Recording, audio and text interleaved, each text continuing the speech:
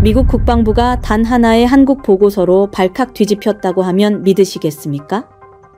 어느 날 갑자기 등장한 한국 핵잠수함에 대한 충격적인 정보에 펜타곤 내부는 순식간에 혼란에 빠졌습니다.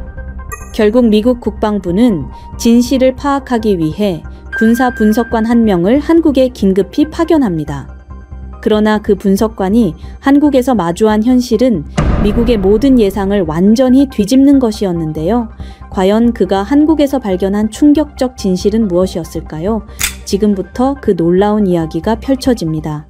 안녕하세요. 저는 존 밀러입니다. 미국 국방부에서 군사 분석관으로 일하고 있죠. 그날 사무실의 컴퓨터 화면에 긴급 보고서가 떴습니다. 제목부터 심상치 않았죠. 한국 핵잠수함 개발 완료 추정. 순간 저는 잠시 화면을 멍하니 바라봤습니다. 한국이 핵잠수함을 개발했다고요? 보고서 내용은 더욱 놀라웠습니다. 한국이 독자적으로 핵잠수함 기술을 완성했다는 정보였거든요. 저는 즉시 상사인 마이클 해리스에게 전화를 걸었습니다. 역시나 마이클은 완전히 격노했어요. 그의 목소리에서 분노와 불신이 느껴졌죠. 한국이 감히 미국 몰래 핵잠수함을 만든다는 것이 있을 수 없다고 했습니다. 그들에게 그런 기술력이 있을 리 없다며 목소리를 높였어요. 저는 차분하게 보고서의 내용이 상당히 구체적이니 검토해 볼 필요가 있다고 말했지만 마이클은 더욱 격앙되었죠. 저를 너무 순진하다고 했습니다. 한국 같은 나라가 핵잠수함을 만들 수 있다고 정말 생각하느냐며 따졌어요. 이건 분명 가짜 정보거나 과장된 것이라고 단정했습니다. 저는 마이클의 감정적인 반응이 이해되지 않았습니다. 그는 항상 한국에 대해 부정적인 시각을 가지고 있었거든요. 하지만 분석관으로서 저는 객관적인 판단이 필요하다고 생각했습니다. 다음 날 아침 일찍 사무실에 도착했을 때 마이클은 이미 제 책상 앞에 서 있었습니다. 그의 얼굴은 어제보다 더욱 굳어 있었죠. 저는 가슴이 답답해지는 것을 느꼈습니다. 분명 어젯밤 제가 조사한 내용 때문에 더 큰 갈등이 벌어질 것 같았거든요. 마이클은 제가 자리에 앉기도 전에 말을 시작했습니다. 한국의 핵잠수함 개발 소식이 완전히 조작된 정보라고 단정했어요. 그들이 다른 나라의 기술을 훔쳐서 만든 것일 가능성이 높다고 주장했습니다. 저는 그의 목소리에서 어제보다 훨씬 강한 적대감을 느꼈어요. 저는 어제 밤 조사한 자료들을 꺼내며 차근차근 설명하기 시작했습니다. 한국의 조선 업체들이 최근 몇 년간 보여준 기술적 성과들을 하나씩 제시했죠. 특히 한국이 독자적으로 개발한 잠수함 기술들의 발전 과정을 상세히 설명했습니다. 하지만 마이클의 반응은 예상했던 것보다 훨씬 격렬했어요. 마이클은 제 설명을 중간에 끊으며 공격적으로 나왔습니다. 제가 왜 한국을 그렇게 두둔하느냐고 따졌어요. 미국의 분석관이 다른 나라의 편을 드는 것이 말이 되느냐며 목소리를 높였습니다. 저는 그 순간 사무실 전체가 조용해지는 것을 느꼈어요. 다른 동료들이 모두 저희를 바라보고 있었거든요. 저는 최대한 침착함을 유지하려고 노력했습니다. 객관적인 분석이 제 역할이라고 말했죠. 감정적 편견보다는 사실에 근거한 판단이 중요하다고 강조했습니다. 그때 마이클이 던진 말이 저를 깜짝 놀라게 했습니다. 한국이 어떻게 그런 기술을 단기간에 개발할 수 있었겠냐며 의구심을 표했어요. 분명히 외부의 도움이나 불법적인 방법이 있었을 것이라고 했습니다.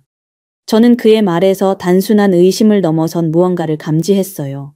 결국 오후가 되어서야 마이클과의 격렬한 논쟁이 끝났습니다. 사무실 분위기는 얼어붙어 있었어요. 동료들은 모두 조심스럽게 저를 바라보고 있었습니다. 저는 컴퓨터 앞에 앉아 다시 한국 관련 자료를 찾기 시작했어요. 며칠 뒤 긴급 회의가 소집되었습니다. 회의실에 들어서는 순간 무거운 분위기가 느껴졌어요. 부서장을 비롯해 고위 간부들이 모두 참석했습니다. 저는 준비해온 분석 자료를 꽉 쥐고 자리에 앉았어요. 부서장이 회의를 시작하며 한국 핵잠수함 개발에 대한 정확한 평가가 필요하다고 말했습니다. 저는 가슴이 빨리 뛰는 것을 느꼈어요. 드디어 제가 조사한 내용을 공식적으로 발표할 기회가 온 것이었죠. 저는 일어서서 한국의 기술 발전 현황을 차근차근 설명하기 시작했습니다. 조선 업체들의 기술력 향상 과정을 구체적인 수치와 함께 제시했어요. 특히 한국이 최근 몇 년간 독자적으로 개발한 잠수함 기술들의 성과를 상세히 보고했습니다. 회의실 안의 간부들이 진지하게 듣고 있는 모습이 보였어요. 하지만 제 발표가 끝나자마자 마이클이 벌떡 일어났습니다. 그의 얼굴은 붉게 달아올라 있었어요. 마이클은 제 분석이 완전히 잘못되었다고 주장했습니다. 한국이 그런 고도의 기술을 독자적으로 개발할 능력이 없다고 단언했어요. 그의 목소리에는 평소보다 훨씬 강한 적개심이 섞여 있었습니다. 마이클은 제가 한국에 너무 우호적이라고 비난했습니다. 미국의 분석관으로서 객관성을 잃었다고 공격했어요. 그의 말투가 점점 개인적인 공격으로 바뀌어가는 것을 느꼈습니다. 회의실 안의 다른 참석자들도 당황하는 기색이 역력했어요. 저는 가슴이 답답해지면서도 최대한 차분하게 대응했습니다. 객관적인 데이터와 사실만을 근거로 분석한다고 강조했어요. 개인적인 감정이나 편견은 배제하고 있다고 말했습니다. 하지만 마이클의 공격은 멈추지 않았어요. 회의실 안의 분위기가 점점 험악해졌습니다. 마이클과 저 사이의 갈등이 폭발적으로 드러나면서 모든 참석자들이 충격을 받은 표정이었어요. 부서장도 어쩔 줄 모르는 모습이었습니다. 저는 이런 상황이 벌어질 줄 몰랐거든요. 그때 부서장이 회의를 잠시 중단시켰습니다. 잠깐의 휴식 시간 동안 저는 화장실에 가서 찬물로 세수를 했어요. 거울 속 제 얼굴이 창백해 보였습니다. 이런 공개적인 갈등은 처음 겪는 일이었거든요. 회의가 재개되었을 때 부서장이 결정적인 발언을 했습니다. 한국의 기술력에 대한 정확한 평가를 위해 현지 조사가 필요하다고 말했어요. 그리고 저를 직접 한국으로 파견하겠다고 발표했습니다. 저는 그 순간 온몸에 전율이 흘렀어요.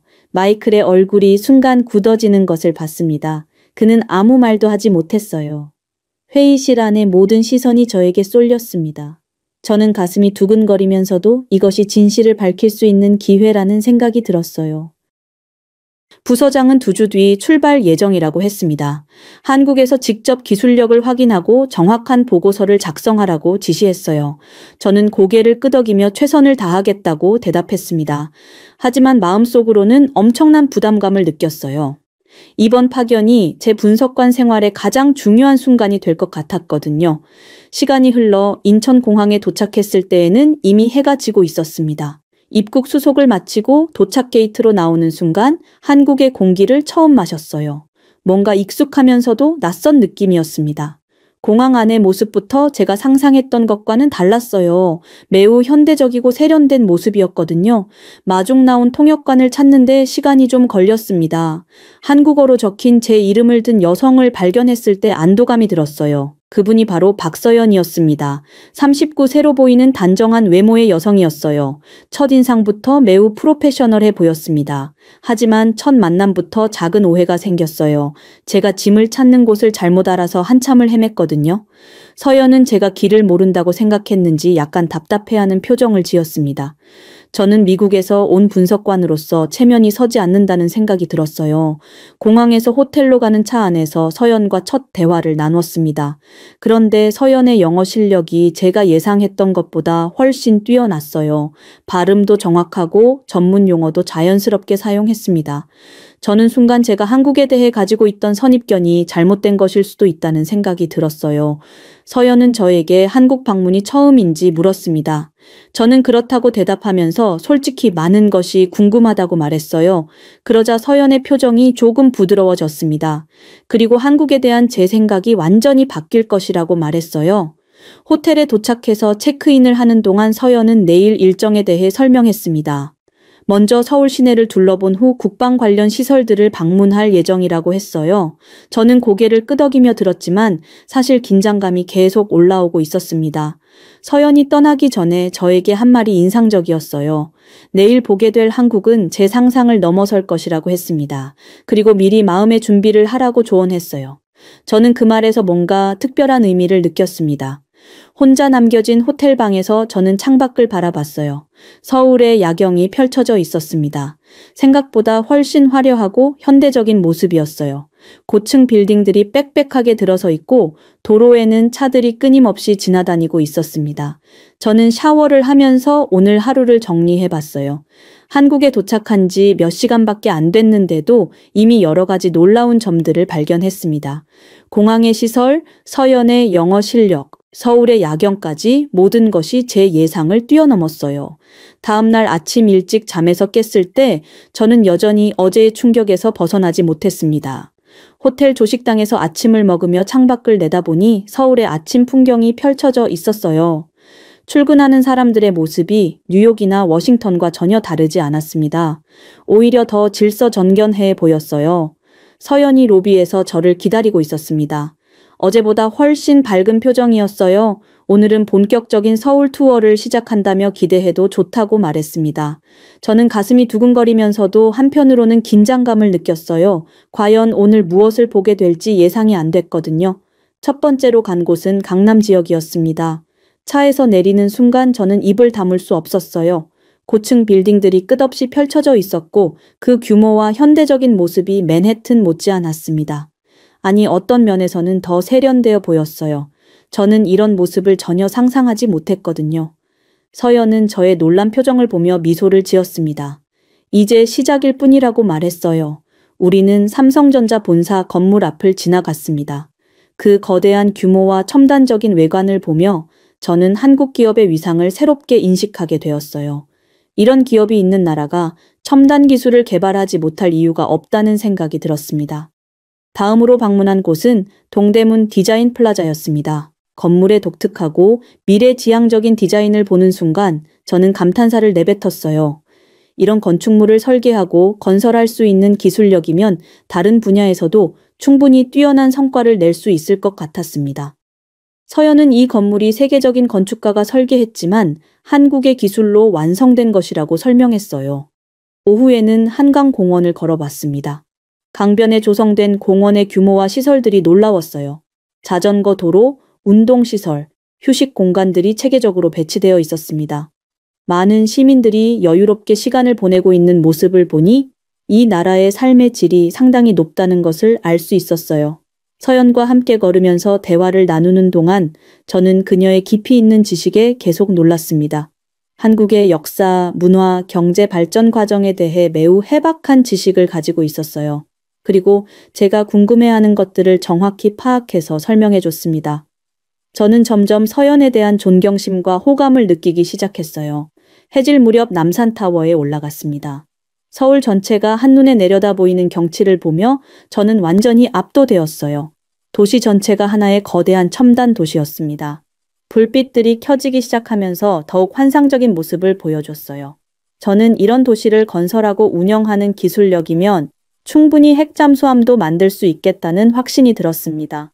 서연이 저에게 한국의 발전 속도에 대해 설명해 줬어요. 불과 몇십 년 전만 해도 전쟁의 폐허였던 이 나라가 이렇게 변할 수 있었던 것은 국민들의 교육열과 기술 개발에 대한 열정 때문이라고 했습니다. 저는 그 말을 들으며 마음 깊이 감동받았어요. 저녁에는 명동에서 한국 음식을 처음 맛봤습니다. 서연이 추천해준 식당에서 불고기와 김치찌개를 먹어봤는데 생각보다 훨씬 맛있었어요. 음식 문화도 매우 세련되고 발달되어 있다는 것을 느꼈습니다. 서연과 함께 식사하면서 자연스럽게 개인적인 이야기도 나누게 되었어요. 서연은 미국에서 유학한 경험이 있다고 했습니다. 그래서 미국 문화도 잘 알고 있었어요.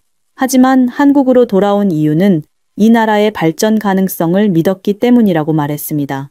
저는 그녀의 말에서 강한 애국심과 자부심을 느꼈어요. 호텔로 돌아가는 길에 서연이 말했습니다. 오늘 본 것은 한국의 극히 일부분에 불과하다고 했어요. 내일부터는 더 놀라운 것들을 보게 될 것이라고 말했습니다. 저는 가슴이 두근거렸어요. 하루 만에 한국에 대한 제 인식이 완전히 바뀌었거든요. 서울의 놀라운 발전상을 목격한 다음 날, 드디어 이번 출장의 핵심인 한국 해군 기지 방문 날이 되었습니다.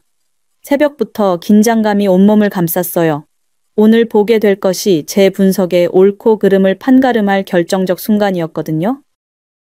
서연과 함께 부산으로 향하는 KTX에 올랐습니다. 고속철도의 속도와 승차감에 또 한 번 놀랐어요.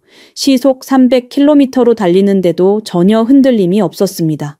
창밖으로 스쳐 지나가는 풍경을 보며 한국의 기술력에 대한 기대감이 더욱 커졌어요.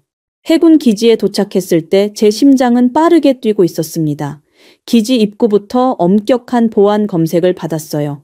미국 국방부 분석관이라는 신분으로도 상당히 까다로운 절차를 거쳐야 했습니다. 이런 철저함을 보며 한국군의 보안 의식이 상당히 높다는 것을 느꼈어요. 기지 내부로 들어서자 곧바로 핵잠수함이 정박해 있는 부두로 안내받았습니다. 멀리서 핵잠수함의 실루엣이 보이는 순간 저는 숨이 멎는 것 같았어요. 그 크기와 위용이 상상했던 것보다 훨씬 인상적이었습니다. 정말로 한국이 핵잠수함을 완성했다는 현실이 눈앞에 펼쳐진 것이었죠. 가까이 다가가서 자세히 살펴볼 수 있었습니다. 잠수함의 외형 설계부터 첨단 기술이 집약되어 있다는 것이 한눈에 보였어요. 특히 추진 시스템과 소나 장비들의 정교함에 감탄했습니다. 이런 수준의 기술이면 세계 최고 수준이라고 해도 과언이 아니었어요. 한국 해군 장교들이 상세한 기술 설명을 해줬습니다. 원자로 설계부터 제어 시스템까지 모든 것이 독자 기술로 개발되었다고 했어요. 저는 그들의 설명을 들으며 마이클의 주장이 완전히 틀렸다는 것을 확신했습니다. 이런 기술력은 절대 훔치거나 모방해서 만들 수 있는 것이 아니었거든요. 잠수함 내부까지 둘러볼 수 있는 기회를 얻었습니다. 좁은 통로를 따라 들어가면서 승무원들의 생활 공간과 각종 장비들을 직접 볼 수 있었어요. 모든 것이 매우 체계적이고 효율적으로 배치되어 있었습니다. 특히 첨단 컴퓨터 시스템들의 인터페이스가 매우 직관적이고 사용하기 편리하게 설계되어 있었어요. 기지에서 나와 저녁 식사를 하던 중 제 휴대폰에 마이클로부터 이메일이 왔습니다.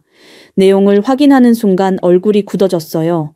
마이클은 제가 한국에 너무 우호적으로 경도되어 객관성을 잃고 있다고 비난했습니다. 그리고 서연과 너무 가까워지는 것 같다며 개인적인 감정이 업무에 영향을 미치고 있다고 지적했어요. 서연이 제 표정 변화를 눈치채고 무슨 일인지 물어봤습니다. 저는 마이클의 이메일 내용을 설명했어요. 그러자 서연의 얼굴도 어두워졌습니다. 자신 때문에 제가 곤란해지는 것 같다며 미안하다고 했어요. 그리고 앞으로는 거리를 두는 것이 좋겠다고 말했습니다.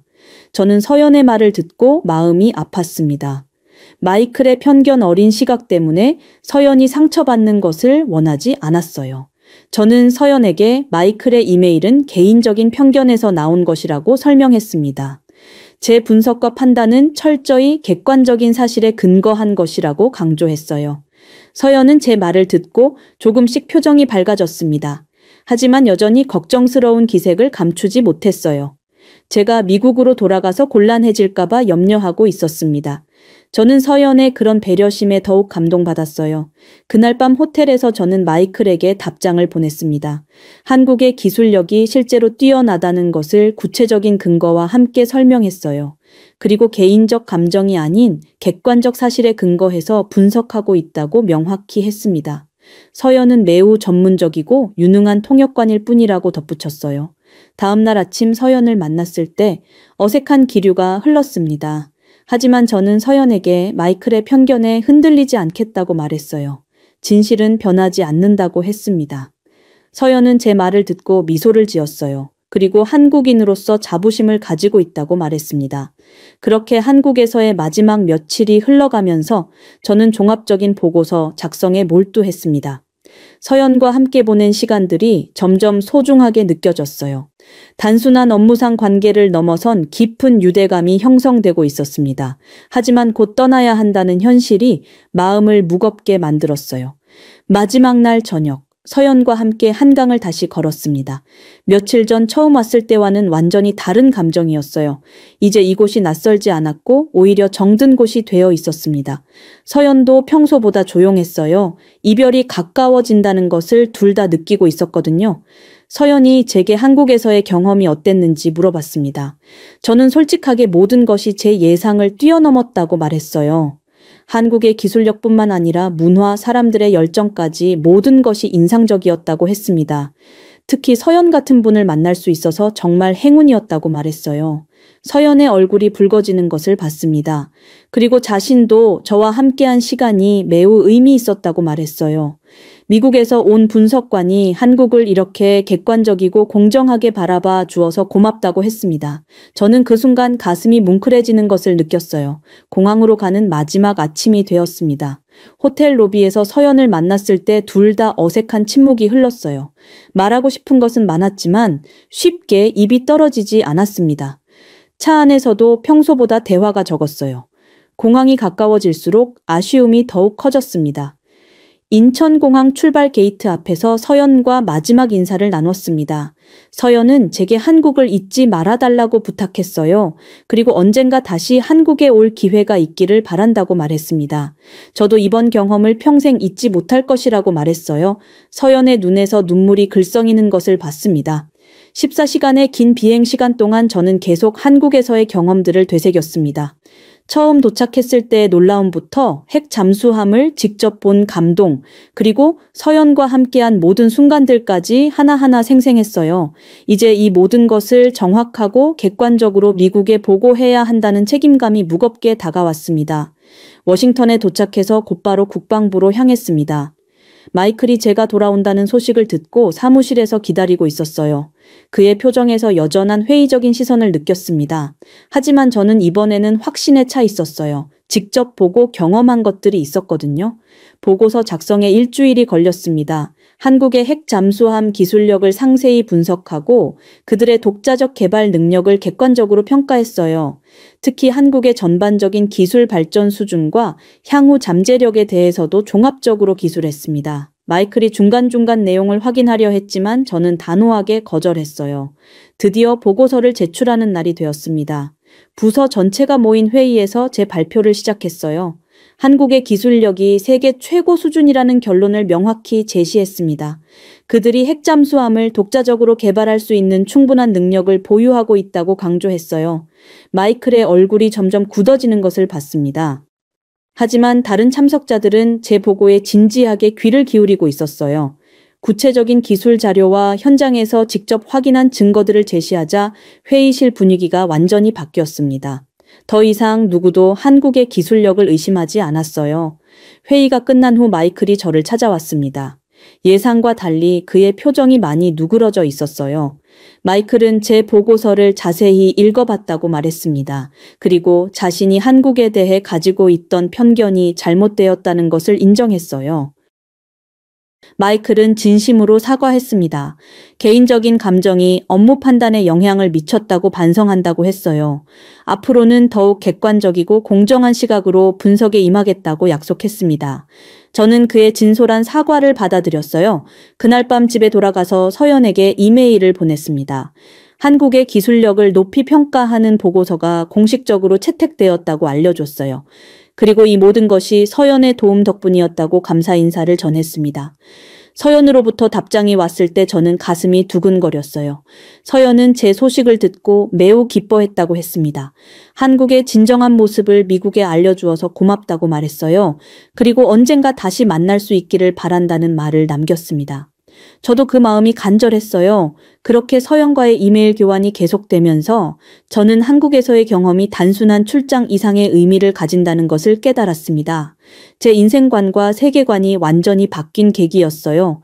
며칠 후 국방부에서 대규모 브리핑이 예정되어 있었는데 제가 한국 방문 경험을 공유하게 되었습니다. 브리핑 당일 아침 저는 긴장하면서도 설렘을 느꼈어요. 고위 간부들과 여러 부서의 분석관들이 참석하는 중요한 자리였거든요. 제 경험담이 미국의 대한국 정책에 실질적인 영향을 미칠 수 있는 기회였습니다. 마이클도 함께 참석했는데 이제는 저를 응원하는 눈빛으로 바라보고 있었어요. 브리핑을 시작하면서 저는 솔직하게 고백했습니다. 한국에 가기 전까지 저 역시 편견을 가지고 있었다고 말했어요. 하지만 직접 보고 경험한 한국은 완전히 달랐다고 강조했습니다. 참석자들이 모두 진지하게 제 이야기에 귀를 기울이고 있었어요. 저는 서울에서 본 놀라운 발전상부터 차근차근 설명했습니다. 강남의 고층 빌딩들, 첨단 교통 시스템, 그리고 무엇보다 한국인들의 교육열과 기술 개발에 대한 열정을 생생하게 전달했어요. 특히 핵 잠수함을 직접 확인했을 때의 감동을 상세히 묘사했습니다. 브리핑 중간에 한 고위 간부가 질문했습니다. 한국의 기술력이 정말 미국과 대등한 수준인지 확신하느냐고 물었어요. 저는 망설임 없이 대답했습니다. 일부 분야에서는 오히려 한국이 앞서 있을 수도 있다고 말했습니다. 회의실이 잠시 조용해졌어요. 저는 이어서 한국과의 진정한 동맹 관계에 대해 말했습니다. 편견을 버리고 상호 존중하는 관계가 될 때 비로소 강력한 동맹이 완성된다고 강조했어요. 한국을 단순히 보호받는 존재로 보는 시각에서 벗어나야 한다고 주장했습니다. 참석자들의 표정에서 깊은 공감을 느꼈어요. 브리핑이 끝난 후 많은 분들이 저에게 감사 인사를 전했습니다. 특히 몇 분은 개인적으로 찾아와 한국에 대한 인식이 완전히 바뀌었다고 말했어요. 저는 이런 반응들을 보며 제가 한 일의 가치를 실감했습니다. 그로부터 몇 주 후 놀라운 소식을 들었습니다. 국방부에서 한국과의 새로운 협력 프로젝트를 추진하기로 결정했다는 것이었어요. 그리고 마이클과 제가 공동으로 이 프로젝트를 담당하게 되었습니다. 과거의 갈등을 완전히 뛰어넘어 함께 일하게 된 것이었죠. 마이클은 이제 완전히 달라진 모습이었습니다. 한국 관련 자료를 적극적으로 연구하고 있었어요. 심지어 한국어 공부까지 시작했다고 했습니다. 저는 그의 변화된 모습을 보며 사람은 언제든지 바뀔 수 있다는 것을 깨달았어요. 새로운 협력 프로젝트는 양국의 첨단 기술 교류를 목표로 했습니다. 특히 해군 기술 분야에서의 상호 협력이 핵심이었어요.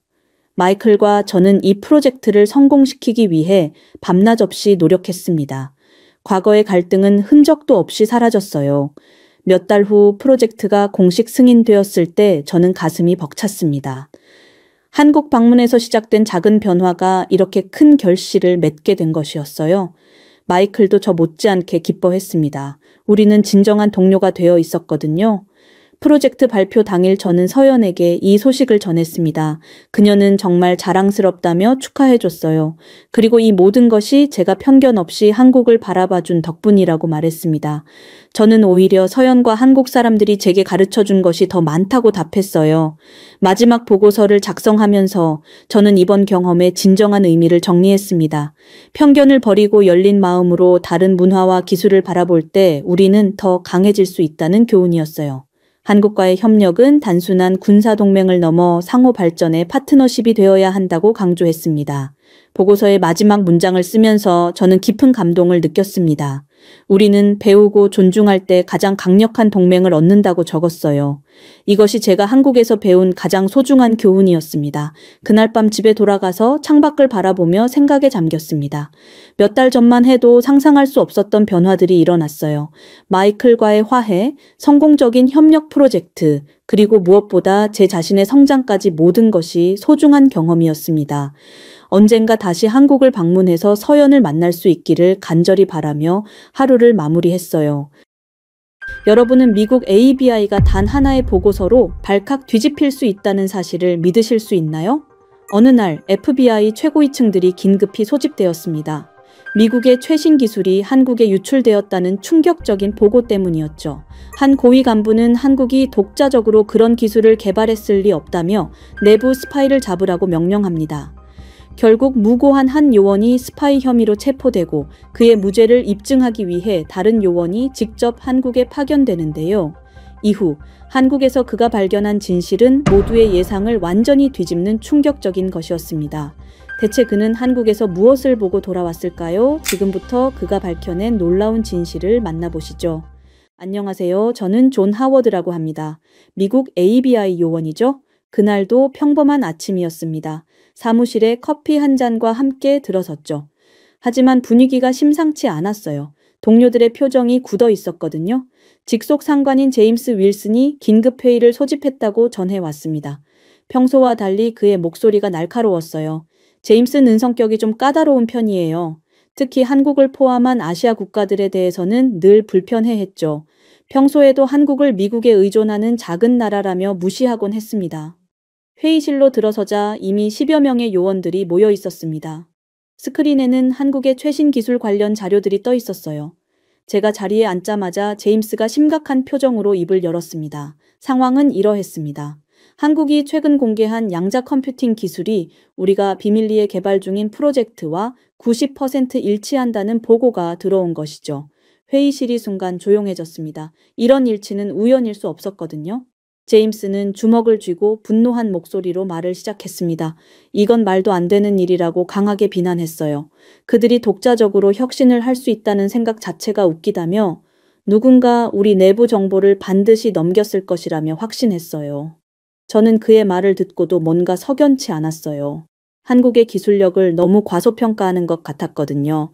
저는 조심스럽게 한국도 독자적인 연구를 상당히 많이 하고 있지 않느냐고 물었습니다. 제임스는 저를 노려보며 분노를 드러냈습니다. 한국이 뭘 할 수 있다고 생각하느냐며 손을 내리쳤어요. 그들의 모든 기술 발전은 미국과 유럽의 기술을 베낀 것뿐이라고 강하게 주장하며 한국이 미국의 동맹국이면서도 이런 식으로 배신한다며 분개했어요. 미국의 보호 아래 성장하면서 이제 와서 우리 기술을 훔친다고 격분했습니다. 이건 용납할 수 없는 일이라며 책상을 내리쳤어요. 그러면서 즉시 조사에 착수해 내부 스파이를 반드시 찾아내야 한다고 강조했습니다. 한국 정부나 기업이 체계적으로 우리 기술을 빼내고 있을 거라고 확신했어요. 회의실의 분위기는 점점 무거워졌습니다. 결국 제임스는 각자 맡은 부서의 보안 점검을 강화하고 한국과 접촉이 있었던 모든 인원을 재조사하라고 지시했어요.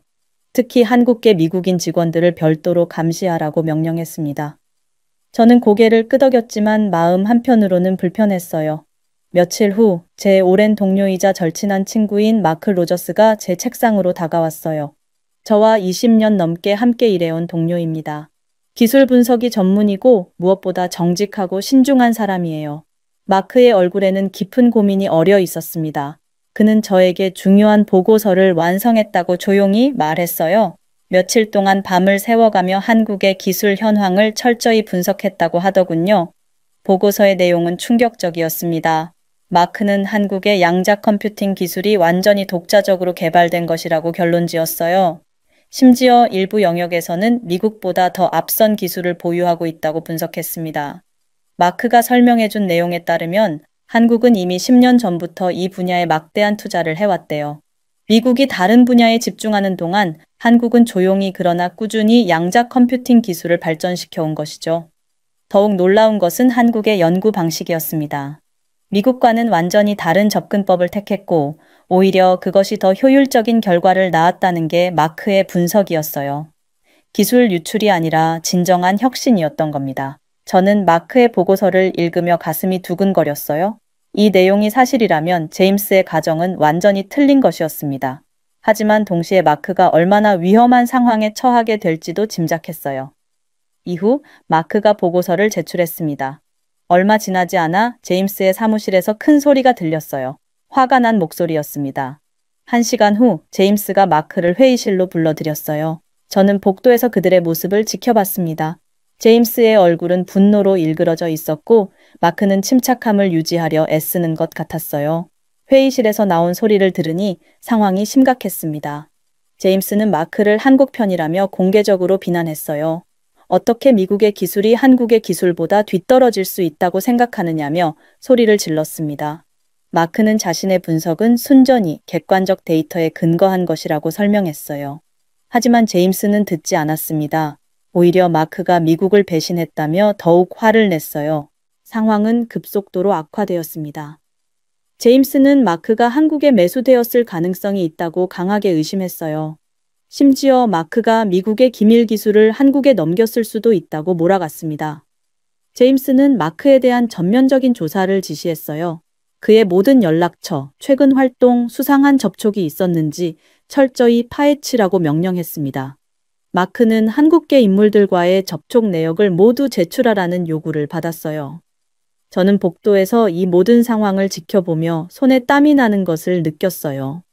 마크의 성격을 아는 저로서는 그런 일이 절대 있을 수 없다고 확신했습니다. 하지만 제임스의 편견과 분노 앞에서는 어떤 합리적 설명도 통하지 않는 것 같았어요. 회의실에서 나온 마크의 얼굴은 창백했습니다. 그는 저를 보더니 눈빛으로 무언가를 전달하려 했어요. 억울함과 실망이 그의 얼굴에 가득했습니다. 그날부터 마크는 사실상 감시 상태에 놓였어요. 그의 출입은 제한되었고 모든 업무는 검토를 받아야 했습니다. 동료들은 마크를 피하기 시작했어요. 누구도 스파이 혐의자와 엮이고 싶어 하지 않았거든요. 저는 마크가 혼자 점심을 먹는 모습을 봤습니다. 20년 넘게 함께 일한 동료들이 모두 등을 돌린 상황이었어요. 제 마음이 아팠지만 저 역시 조심스러운 상황이었습니다. 그날 밤 저는 집에서 마크의 보고서를 다시 읽어봤어요. 꼼꼼하고 신중한 마크답게 모든 데이터가 완벽하게 정리되어 있었습니다. 한국의 기술이 독자적이라는 결론은 충분한 근거가 있었어요. 저는 마크의 무죄를 확신했습니다. 하지만 FBI 내부의 분위기는 이미 돌이킬 수 없을 만큼 악화되어 있었어요. 제임스의 편견과 오해가 만들어낸 소용돌이 속에서 진실은 점점 더 깊이 묻혀가고 있었습니다. 저는 이런 상황에서 과연 무엇을 해야 할지 고민에 빠졌어요. 다음 날 아침, 제임스가 제 사무실로 직접 찾아왔어요. 그의 얼굴에는 여전히 분노가 남아 있었지만 동시에 교활한 미소도 떠올라 있었습니다. 뭔가 꿍꿍이를 꾸미고 있다는 느낌이 들었어요. 제임스는 제 앞에 앉더니 마크를 계속 옹호하는 저의 태도가 의심스럽다고 말했습니다. 혹시 저도 마크와 함께 한국과 내통하고 있는 것 아니냐는 의혹을 제기했어요. 제 등골이 서늘해졌습니다. 저는 그런 일은 절대 없다고 강하게 부인했어요. 하지만 제임스는 믿지 않는 듯 했습니다. 오히려 제가 회의에서 한국을 옹호한 발언들을 하나하나 열거하기 시작했어요. 제임스는 저에게 마크의 진짜 모습을 보여주겠다며 냉소적으로 웃었습니다. 그리고는 충격적인 제안을 했어요. 저를 한국으로 파견해서 직접 조사하게 하겠다는 것이었습니다. 표면적으로는 한국의 기술 현황을 파악하고 기술 유출 경로를 찾는 것이 목적이라고 했어요. 하지만 제임스의 진짜 의도는 명백했습니다. 저를 한국으로 내쫓아서 마크와 저 모두를 제거하려는 속셈이었어요. 저는 이 명령을 거부하려 했습니다. 하지만 제임스는 이것이 명령이며 거부할 수 없다고 단호하게 말했어요. 만약 거부한다면 저 역시 마크와 같은 의심을 받게 될 것이라고 암시했습니다. 제 머릿속이 복잡해졌어요. 한편으로는 억울했지만 다른 한편으로는 이것이 마크의 결백을 증명할 기회가 될 수도 있다라고 생각했습니다. 한국에 가서 직접 진실을 밝혀낼 수 있다면 말이죠. 제임스는 2주 안에 출발하라고 지시했습니다. 한국에서의 모든 활동은 보고되어야 하고 정기적으로 연락을 유지해야 한다고 덧붙였어요. 사실상 유배나 다름없는 상황이었습니다. 그 주 내내 저는 한국 출장 준비에 시달렸어요. 필요한 서류를 챙기고 한국 내 접촉 가능한 인물들을 조사했습니다. 마크는 여전히 감시를 받고 있었고 저는 그와 제대로 대화할 기회조차 없었어요. 동료들은 저를 바라보는 시선이 예전과 완전히 달라졌습니다. 어떤 이들은 동정하는 눈빛을 보냈지만 대부분은 저를 피했어요. 마크와 가까웠던 저까지 의심받게 된 상황이었거든요. 출발 전날 밤 저는 잠을 이룰 수 없었습니다. 과연 한국에서 무엇을 발견할 수 있을까요? 정말로 기술 유출이 있었던 걸까요? 아니면 제임스의 편견이 만들어낸 허상일까요? 공항으로 가는 차 안에서 저는 지난 20년의 FBI 생활을 돌아봤어요. 진실을 추구하고 정의를 실현하겠다는 신념으로 시작했던 일이었습니다. 하지만 지금은 정치와 편견에 휘말려 억울한 처지가 되었어요. 인천행 비행기에 오르면서 저는 무거운 마음을 느꼈습니다. 이 여행이 저와 마크의 운명을 바꿀 수 있는 중요한 기회라는 것을 알았어요. 하지만 동시에 실패할 경우의 결과도 뻔히 보였습니다.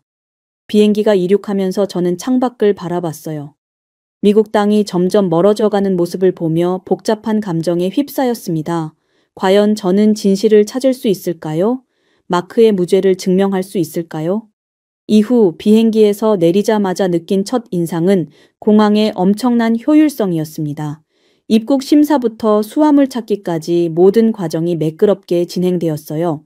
미국에서도 이렇게 빠른 처리를 본 적이 없었습니다. 더 놀라운 것은 공항 직원들의 태도였어요. 제가 영어로 길을 물으니 친절하게 안내해 주더군요. 한 직원은 심지어 제가 호텔까지 가는 방법을 자세히 설명해 주면서 지도까지 그려줬습니다. 수화물을 찾고 나오는데 제 이름이 적힌 팻말을 든 여성이 저를 기다리고 있었어요. 30대 중반쯤 되어 보이는 여성이었는데 완벽한 영어로 자신을 소개했습니다. 그 여성이 바로 김수연이었어요.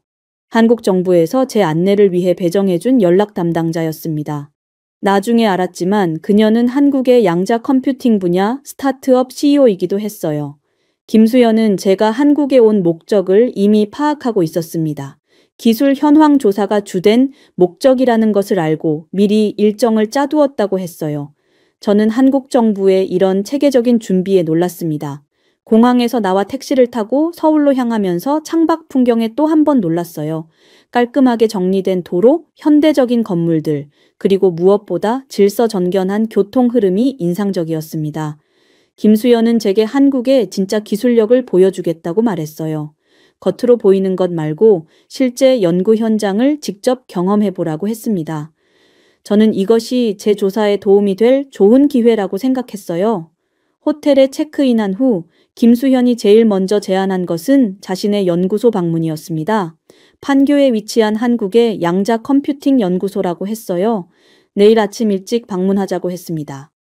그날 저녁 김수현은 저를 간단한 식사에 초대했어요. 한국의 전통 음식을 소개해주면서 한국의 문화와 역사에 대해 설명해줬습니다. 저는 그녀의 깊은 지식과 친절한 태도에 감동받았어요. 다음 날 아침 연구소에 도착하자마자 저는 놀랄 수밖에 없었어요. 최첨단 장비들이 즐비했고 연구원들의 전문성이 바로 느껴졌습니다. 무엇보다 그들이 다루고 있는 양자 컴퓨팅 기술의 수준이 상상 이상이었어요. 김수현이 직접 설명해준 내용은 충격적이었습니다. 한국은 이미 오래전부터 독자적인 양자 컴퓨팅 연구를 시작했다고 했어요. 미국과는 완전히 다른 접근법으로 기술을 발전시켜 왔다고 설명했습니다. 연구소 내부를 둘러보면서 저는 점점 더 놀라게 되었어요. 한국의 양자 컴퓨팅 기술은 단순히 미국을 모방한 것이 아니었습니다. 오히려 더 혁신적이고 효율적인 방법을 개발해낸 것이었어요. 김수현은 제게 한국팀이 개발한 새로운 양자 알고리즘을 보여줬습니다. 이 알고리즘은 미국이 사용하는 방식보다 훨씬 빠르고 정확했어요. 심지어 일부 분야에서는 미국보다 두세 년 앞선 기술을 보유하고 있었습니다. 저는 연구진들과 직접 이야기를 나눠봤어요. 그들은 모두 한국 내 대학에서 교육받은 인재들이었습니다. 해외 유학 경험이 있는 사람도 있었지만 대부분은 한국에서 자란 순수 한국 기술이었어요. 더욱 놀라운 것은 연구소의 보안 시스템이었습니다. 외부와의 접촉을 철저히 차단하고 독립적으로 연구해 왔다고 했어요. 기술 유출이나 외부 도움 없이 순전히 한국의 힘만으로 이룬 성과였습니다. 김수현은 저에게 한국의 교육 시스템과 연구 문화에 대해서도 설명해 줬어요. 정부의 과감한 투자, 연구진들의 열정, 그리고 체계적인 계획이 어우러져 만들어낸 결과라고 했습니다.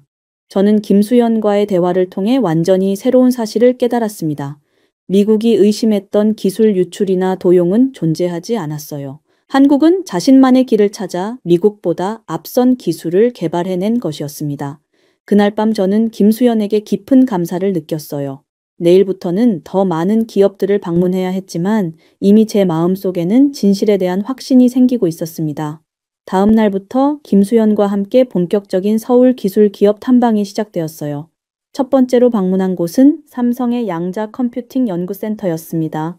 입구에서부터 느껴지는 규모와 시설의 웅장함에 압도되었어요. 연구센터 내부는 마치 미래에 온 것 같았습니다. 거대한 실험실에는 수십억 원짜리 장비들이 가동되고 있었고 연구원들은 각자의 역할에 집중하고 있었어요. 그들의 전문성과 열정이 공간 전체에 느껴졌습니다. 연구소장이 직접 나와서 설명해 줬는데 그의 말은 충격 그 자체였어요.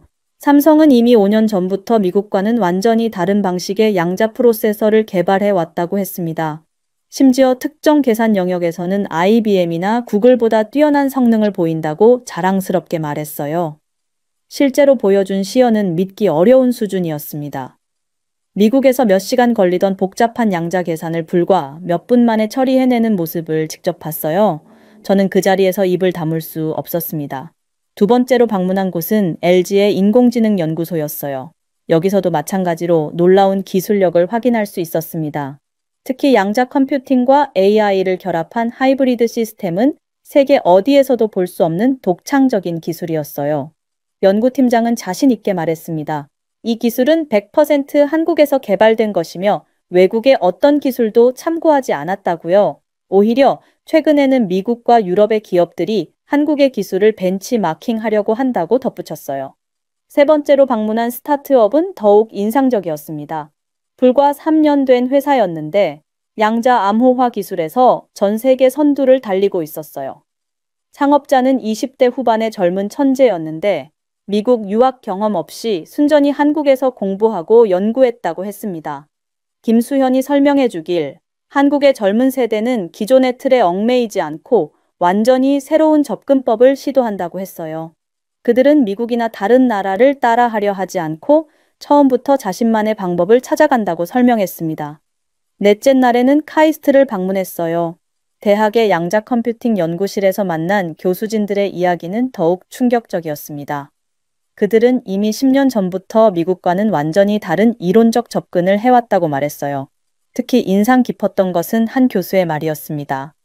한국의 양자 컴퓨팅 연구는 서양의 이론을 동양의 철학과 결합한 독특한 방식이라고 설명했어요. 이런 융합적 사고가 혁신적인 결과를 낳았다고 자랑스럽게 말했습니다. 연구실을 둘러보면서 저는 점점 더 확신하게 되었어요. 여기서 본 모든 기술은 명백히 한국만의 독창적인 것들이었습니다. 미국의 기술을 모방하거나 훔친 흔적은 어디에서도 찾을 수 없었어요. 오히려 반대의 상황을 목격했습니다. 한 연구원이 조심스럽게 말하길 최근 몇 년간 미국의 여러 기업에서 한국의 기술 정보를 얻으려고 시도했다고 했어요. 실제로 일부 미국 기업들이 한국의 연구진을 스카우트하려고 노력하고 있다고 덧붙였습니다. 김수영과 함께 보낸 일주일 동안 저는 완전히 다른 세계를 경험했어요. 한국의 기술력은 단순히 미국을 따라잡은 수준이 아니었습니다. 오히려 여러 분야에서 미국을 앞서 나가고 있었어요. 이제 저는 분명한 결론에 도달했습니다. 기술 유출은 없었어요. 하지만 진짜 진실은 따로 있었습니다. 한국에서의 마지막 주가 되었을 때 김수현이 제게 충격적인 제안을 했어요. 한국 정부의 고위급 기술 자문이 저를 만나고 싶다고 했습니다. 그 자문은 미국에서 오랫동안 일했던 경험이 있다고 했어요. 그 자문을 만난 장소는 청와대 근처의 한 조용한 카페였습니다. 60대 후반쯤 되어 보이는 신사였는데 완벽한 영어와 깊이 있는 통찰력이 인상적이었어요. 그는 저에게 놀라운 이야기를 들려줬습니다. 그 자문은 제가 한국에 온 진짜 이유를 정확히 알고 있었어요. 미국 내부의 갈등과 마크의 상황까지 모두 파악하고 있었습니다. 하지만 그보다 더 놀라운 것은 그가 알고 있는 또 다른 진실이었어요. 자문이 말하길 최근 미국 내부에서 한국에 대한 체계적인 음해 공작이 벌어지고 있다고 했습니다. 특정 인물이 한국의 기술 발전을 질투하며 의도적으로 기술 유출 의혹을 만들어내고 있다는 것이었어요. 더욱 충격적인 것은 그 특정 인물이 제임스라는 사실이었습니다. 자문은 제임스가 개인적으로 한국을 싫어할 뿐만 아니라 자신의 정치적 입지를 위해 이런 일을 벌이고 있다고 분석했어요. 자문은 저에게 결정적인 증거를 보여줬습니다. 제임스가 한국에 대한 가짜 정보를 퍼뜨리기 위해 작성한 내부 문서들이었어요. 심지어 마크를 의도적으로 음해하려는 계획까지 세워져 있었습니다. 그 문서들을 보면서 저는 분노와 충격에 휩싸였어요. 마크는 완전히 무고한 희생자였습니다. 제임스는 마크가 한국을 옹호하는 보고서를 작성할 것을 미리 예상하고 그것을 이용해 마크를 제거하려 했던 것이었어요. 자문은 계속해서 더 놀라운 사실들을 공개했습니다. 제임스는 한국의 기술이 미국보다 뛰어나다는 사실을 이미 알고 있었다고 했어요. 하지만 그 사실을 인정하기 싫어서 억지로 기술 유출 시나리오를 만들어낸 것이었습니다. 더욱 끔찍한 것은 제임스가 저까지 이용하려 했다는 사실이었어요. 저를 한국에 보낸 것도 계산된 수였습니다. 저에게 한국의 기술력을 낮게 평가하는 보고서를 작성하도록 강요하거나 아니면 저까지 제거하려는 계획이었다고 했어요. 자문은 제게 추가 증거들을 제공했습니다.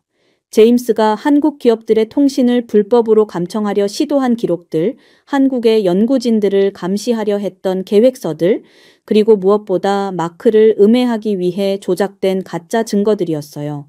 김수현도 이 모든 상황을 알고 있었다고 했습니다. 그녀가 저를 도운 것도 진실을 밝히기 위해서였어요. 한국 정부는 이미 제임스의 계획을 파악하고 있었고 저를 통해 진실을 미국에 알리려 했던 것이었습니다. 저는 그 자리에서 모든 퍼즐이 맞춰지는 느낌이었어요. 마크의 억울함, 제임스의 이상한 행동들, 그리고 제가 한국에서 본 놀라운 기술력까지 모든 것이 설명되었습니다. 자문은 저에게 이 증거들을 미국으로 가져가라고 했어요. 그리고 마크의 무죄와 한국의 진실한 기술력을 증명해달라고 부탁했습니다. 한국은 미국과의 동맹을 소중히 여기지만 억울한 누명은 받을 수 없다고 강조했어요. 저는 그 증거들을 받으며 손이 떨렸습니다. 이 증거들은 마크를 구할 수 있는 열쇠였고 동시에 제임스의 음모를 폭로할 수 있는 결정적인 무기였어요. 김수현은 제게 마지막으로 당부했습니다. 진실을 위해 용기를 내달라고, 그리고 한국과 미국 사이의 진정한 협력을 위해 이 일을 꼭 해결해달라고 말했어요. 그날 밤 저는 호텔에서 모든 증거들을 정리하며 미국으로 돌아갈 준비를 했습니다. 마음은 무거웠지만 동시에 사명감으로 가득했어요. 마크를 구하고 진실을 밝혀야 한다는 확고한 의지가 생겼습니다. 다음 날 아침 인천공항으로 향하면서 저는 지난 2주간의 경험을 돌아봤어요. 한국에서 얻은 것은 단순히 기술적 사실뿐만이 아니었습니다. 진실과 정의에 대한 새로운 깨달음이었어요. 김수연이 공항까지 배웅을 나왔습니다. 작별 인사를 나누며 그녀는 저에게 희망을 표현했어요. 이 일이 해결되면 한국과 미국이 더욱 진실한 파트너가 될 수 있을 것이라고 말했습니다. 그렇게 미국으로 향하는 긴 비행이 시작되었지만 저는 이번엔 희망으로 가득했어요. 12시간의 비행 시간 동안 저는 어떻게 이 증거들을 활용할지 치밀하게 계획을 세웠습니다. 워싱턴 덜레스 공항에 도착한 순간 제 가슴은 두근거렸어요. 가방 속에 든 증거들이 마크의 운명을 바꿀 열쇠라는 것을 알고 있었거든요. 하지만 동시에 제임스의 반발이 얼마나 클지도 예상할 수 있었습니다. FBI 본부에 도착하자마자 저는 직접 국장실로 향했어요. 제임스를 거치지 않고 바로 최고위층에 보고해야 한다고 판단했습니다. 국장은 제 갑작스러운 방문에 놀랐지만 제가 가져온 증거들을 보고는 표정이 심각해졌어요. 제가 한국에서 수집한 모든 자료와 증거들을 국장 앞에 펼쳐놓았습니다. 한국의 독자적인 기술력을 증명하는 문서들, 제임스의 음모를 드러내는 내부 문서들, 그리고 마크의 무고함을 입증하는 결정적 증거들이었어요. 국장은 서류들을 하나하나 꼼꼼히 살펴봤습니다. 특히 제임스가 작성한 한국 음해 계획서를 보더니 얼굴이 굳어졌어요. 그는 즉시 내부 조사팀을 소집하라고 지시했습니다. 몇 시간 후 긴급 회의가 소집되었어요. 국장, 부국장, 그리고 내부조사 담당자들이 모두 참석했습니다. 제임스도 회의에 참석했는데 그의 얼굴에는 당황과 분노가 뒤섞여 있었어요. 제가 한국에서의 경험과 수집한 증거들을 상세히 보고하기 시작했습니다. 한국의 뛰어난 기술력, 완전히 독자적인 연구 개발 과정, 그리고 기술 유출이라는 의혹이 근거 없는 것임을 체계적으로 설명했어요. 제임스는 제 보고를 듣더니 격하게 반발했습니다. 한국이 저를 속였을 것이라며 제가 한국의 프로파간다에 넘어갔다고 주장했어요. 하지만 그의 목소리에는 확신이 없었습니다. 그때 저는 결정적인 증거를 공개했어요. 제임스가 직접 작성한 내부 문서들이었습니다. 한국을 의도적으로 음해하려는 계획, 마크를 제거하기 위한 시나리오, 그리고 사실을 왜곡하려는 구체적인 방법들이 적혀 있었어요. 회의실이 순식간에 조용해졌습니다. 제임스의 얼굴은 창백해졌고 다른 참석자들은 충격에 빠진 표정이었어요. 국장은 제임스에게 이 문서들에 대해 해명하라고 요구했습니다. 제임스는 처음에는 부인하려 했지만 증거가 너무 명확했어요. 서명, 필체, 심지어 그의 개인 컴퓨터에서 나온 파일이라는 것까지 모든 것이 확인되었습니다. 국장은 즉시 제임스에 대한 직위 해제와 내부 조사를 명령했어요. 동시에 마크에 대한 모든 혐의를 철회하고 즉시 석방하라고 지시했습니다. 회의실 안의 분위기는 완전히 바뀌었어요. 그날 오후 마크가 마침내 자유의 몸이 되었습니다. 저는 그를 맞으러 구치소 앞으로 갔어요. 2주 만에 만난 마크는 많이 야위어 보였지만 그의 눈에는 여전히 진실을 향한 의지가 남아 있었습니다. 마크는 저를 보자마자 눈물을 흘렸어요. 억울함과 안도감이 한꺼번에 쏟아져 나왔습니다. 저는 그에게 한국에서 일어난 모든 일들을 자세히 들려줬어요. 며칠 후 내부조사 결과가 발표되었습니다. 제임스는 직권남용, 증거조작, 그리고 동맹국에 대한 음해 행위로 기소되었어요.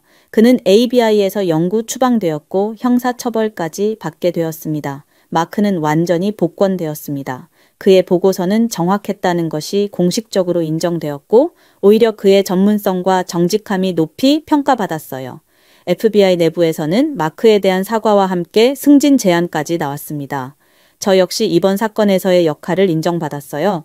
진실을 밝혀낸 공로로 표창을 받았고 한국과 미국 간의 협력 증진에 기여했다는 평가를 받았습니다.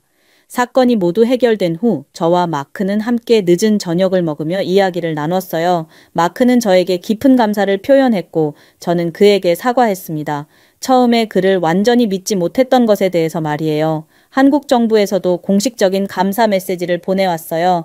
진실을 밝혀낸 것에 대한 감사와 함께 앞으로 더욱 발전된 한미 협력을 위해 노력하겠다는 의지를 표명했습니다. 그날 밤 집에 돌아가며 저는 지난 몇 주간의 일들을 돌아봤어요.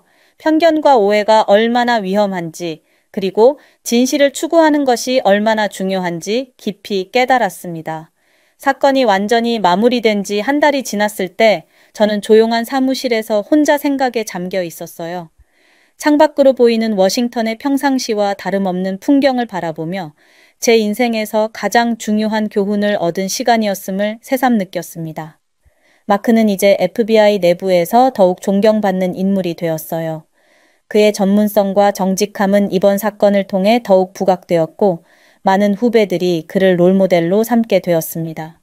그는 종종 저를 찾아와 함께 점심을 먹으며 안부를 묻곤 했어요. 한편 제임스의 몰락은 ABI 내부에 큰 충격을 주었습니다. 오랫동안 고위직에 있던 사람이 개인적 편견으로 이런 일을 저질렀다는 사실에 많은 동료들이 깊은 성찰을 하게 되었어요. 조직 내부의 견제와 감시 시스템도 더욱 강화되었습니다. 저는 이번 경험을 통해 편견이라는 것이 얼마나 무서운 것인지 깨달았어요. 제임스처럼 한 나라나 민족에 대한 고정관념이 어떻게 판단력을 흐리고 무고한 사람을 해칠 수 있는지 직접 목격했습니다. 한국에 대한 제 인식도 완전히 바뀌었어요. 처음에는 중립적이었지만 막연히 미국보다 뒤떨어진다고 생각했던 제가 큰 착각을 하고 있었음을 알게 되었습니다. 한국은 자신만의 방식으로 세계 최고 수준의 기술력을 쌓아 올린 나라였어요. 김수현과는 이후에도 꾸준히 연락을 주고받고 있습니다. 그녀는 이번 일이 한미 관계의 새로운 전환점이 되었다고 말했어요. 서로에 대한 이해와 존중을 바탕으로 한 진정한 파트너십이 시작되었다는 것이었습니다. FBI 내부에서도 국제 협력에 대한 인식이 크게 변했어요. 동맹국의 기술력을 의심하기보다는 함께 발전할 수 있는 방법을 모색하게 되었습니다. 특히 한국과의 기술 교류 프로그램이 새롭게 신설되었어요. 저는 이런 변화의 중심에서 특별한 역할을 맡게 되었습니다. 국장은 저에게 한미기술 협력 프로그램의 담당을 맡겼어요. 제가 한국에서 직접 체험한 것들을 바탕으로 더 나은 협력 관계를 구축하라는 것이었습니다. 새로운 업무를 시작하면서 저는 김수현과 다시 만나게 되었어요.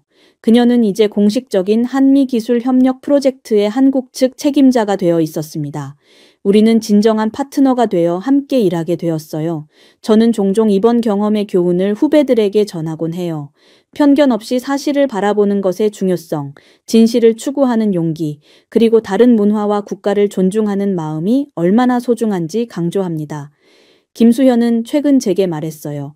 이번 일로 한국과 미국이 서로를 더 잘 이해하게 되었고 진정한 동반자가 되었다고요.